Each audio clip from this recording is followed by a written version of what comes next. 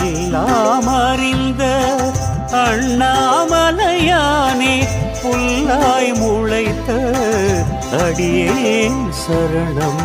கல்லாய் சமைந்தாலும் கார்முகிலாய் விரிந்தாலும், கல்லாய் சமைந்தாலும் கார்முகிலாய் விரிந்தாலும், சொல்லில் அடக்க ஒண்ணா சொக்கநாதனே, சொல்லில் அடக்க ஒண்ணா சொக்கநாதனே.